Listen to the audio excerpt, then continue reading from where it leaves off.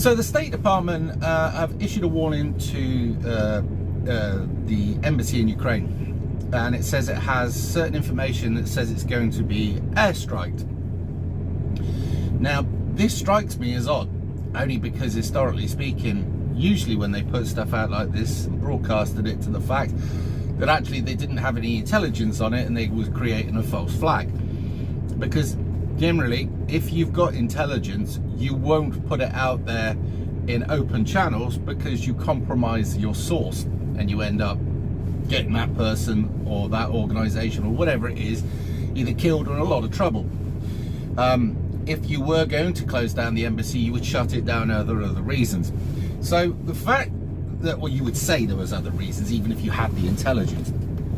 So the fact that they've gone so public about this in Kiev would state to me that Putin doesn't announce that he's going to hit something. And as I say, if they actually had legit intelligence, they wouldn't go broadcast it. So for me at the moment, this is screaming a false flag. Now, many people might think that, you know, I'm tinfoiling this one, but as we know that this is some political proxy war, if you want to call it, and that actually if the international people had stood in back in the day and stopped the destruction of Russian speaking people in Ukraine by the Ukrainians, which was what they would call a genocide, if they'd actually stood up and done this, then things would be very different right now. However, that's not the case. And what I'm saying to you at the moment is, if it looks like it and smells like it and tastes like it, it generally is it. Okay, and I'm reckoning this is a false flag. What I'm also thinking is the fact that Biden already said a day ago, or whatever, 2 days ago, that we're going to allow them to do this, and they did it straight away, which means you have American trained soldiers over there and the weapons already there, which means they had every intention of doing it, which might mean also, because we're ones that literally, if the Americans do it, we're one step behind, which may well mean then in that case that we've already got weapons ourselves over there, which to Tia Kia, the farmer, slaughterer and old piece of person murderer, is probably going to get us in a whole world of pain. So it's really interesting and also fairly worrying. Now, in my last video I said about nuclear weapons, and you all said that there are no nuclear tips to these weapons. I wasn't saying that necessarily that we were going to nuke, although there will, I think, if it goes that way. What was happening, I was responding to a statement that was made by Russia, or moreover Putin, saying that these weapons that are coming over that are ones long range, and he did say that they could well be nuclear, but he also said about his retaliation, which, given the fact that that NATO are now striking him under the guise of Ukraine, that he would up his ante and change his tactics and his doctrine with regards to nuclear weapons. So maybe I should have made myself a touch clearer, but there you go. These are worrying times, because they're going to rush the system itself, who desperately wants war because it makes trillions. It's all about money.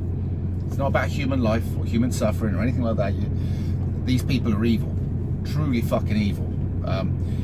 It's all about how much money they can make and how much suffering they can cause, as long as they are fine. Don't forget, the First World War, the Second World War, and many other wars around the world were created by rich men and fought by poor people. Snedley, whatever his name was, a very high up ranking army soldier in America, wrote a book, War is a Racket. And it is just that. Where does all our technology come from? Well, in the old days it used to come from people who were coming up with new brilliant ideas to try and beat the enemy in war. And if you look at things like the mobile phone, when we were walking around with transportable mobiles back in the early 90s, the actual military had something similar to that many years before. But why should we have to get our technology that way? And it's not all technology, obviously, but some of the new and terrible weapons that they've dreamt up that they could use that aren't nuclear aren't worth thinking about. And it struck me as the average person, if he's not part of a cult, doesn't want war. He just wants to get on his life peacefully. But it seems either people who are completely and utterly brainwashed by a cult, be it religious or political, want it, and people who think that they're better than everybody else and that every other ethnicity and religion and everything like that is below them, generally couldn't care a monkeys if those religions and ethnicities went to war and wipe each other out, because they're not them. So it's mad times. But anyway, I'm smelling a false flag. All right, this, if it happens, gives America every reason to join in the war heavily. So just be aware. Anyway, I'm off-road at the moment in the yard, so waiting to get loaded, and it's bloody cold. Hope you're all doing well.